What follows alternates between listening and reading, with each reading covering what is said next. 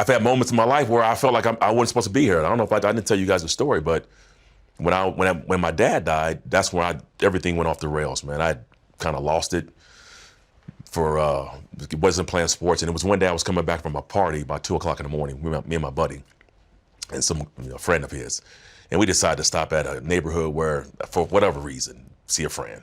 We pull up to the neighborhood. I'm sitting there in the back seat. He's in the passenger seat. She's driving, and there's some guys out there. Really can't see them. Kind of super dark, and it's kind of see some silhouettes out there. And so a guy walks over to the driver's seat. He's talking to the girl, and all of a sudden he sees my friend. Apparently they're in opposite, they're in rival gangs. And so they start shouting, yelling. He gets out the car. I get out of the car. I walk around the back of the car, and they're in the street about to square off and fight. And everybody, so people coming, they're just like, walking around or just watching them about to fight. Now, all of a sudden he runs, and the whole group runs after him. And as I'm watching them run off, I'm kind of watching it, and so as I look up, someone's walking toward me, and I can't see it. I can't make out what it is, but as he gets closer, I start to realize what it is. It's a shotgun. And he walks up, and he puts the shotgun to my head.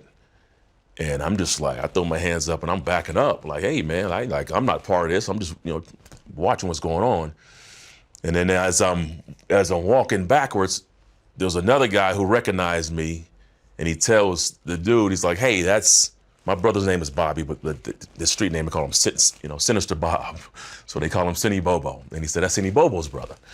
And so then the guy, he's like, who? He says, Cinny Bobo. So he recognizes that, and he pulls the gun off my head, and he goes away.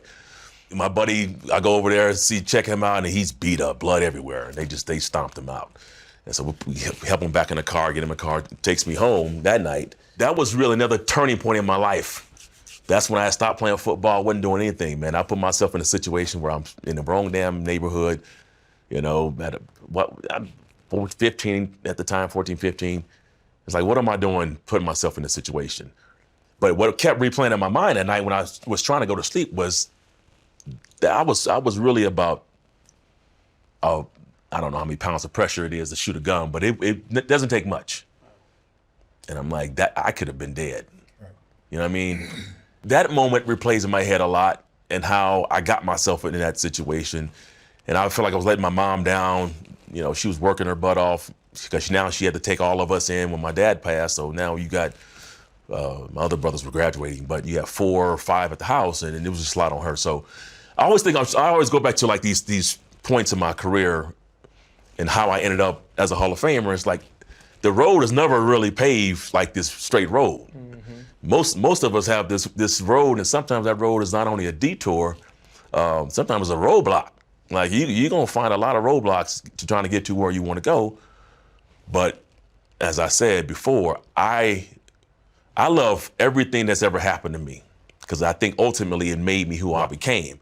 And it prepared me for all those disappointments. It prepared me for programs shutting down at Long Beach, prepared me for, games where you're down, or you got to play hurt, or people are doubting you, whatever it is. I just felt like all of that prepared me to be that player that I became. Not only as a football player, but I think as a man. Like, just kind of always being resilient.